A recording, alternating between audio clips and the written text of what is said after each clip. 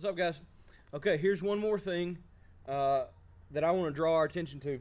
Man, my allergies are going crazy down here in Mississippi. One more thing I want to draw our attention to that I think is so cool.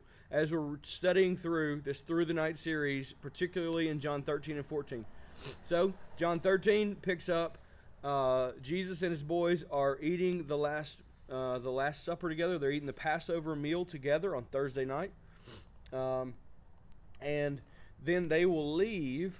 At the end of chapter 14, it tells us that they get up and they leave from there, and they're headed towards the garden.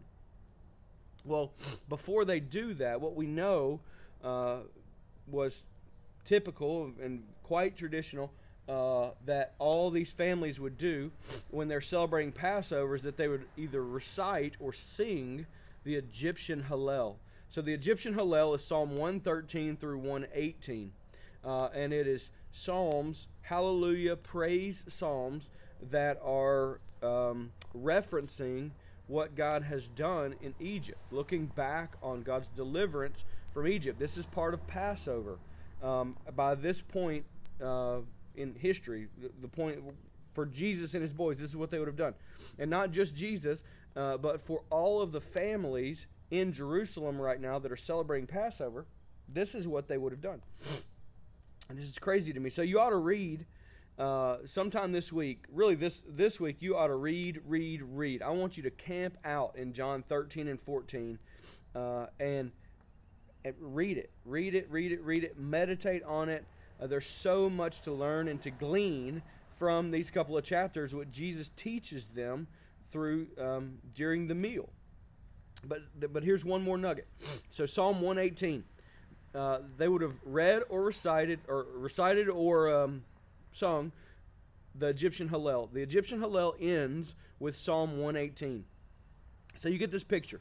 Late at night, Jesus and his disciples sing this song before they leave to go out. We don't know exactly when they would have done that, if it's before he washes their feet or after he washes their feet or, whatever. But sometime in the night, I'm very confident this is what happens.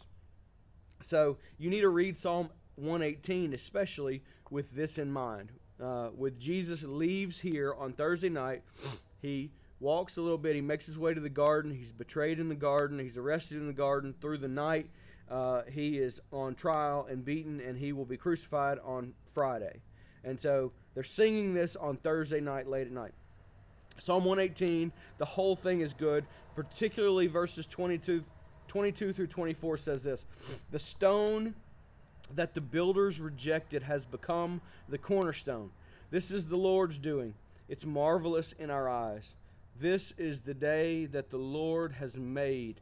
Let us rejoice and be glad in it.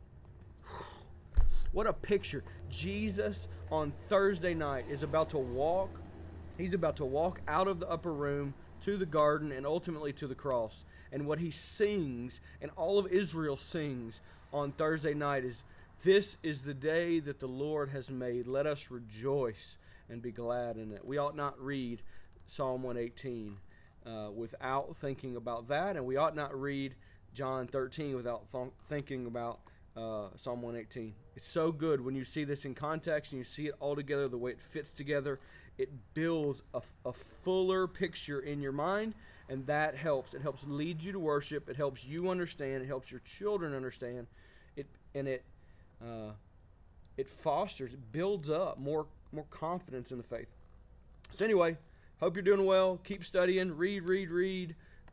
Meditate on John 13 and 14 this week. Catch you soon.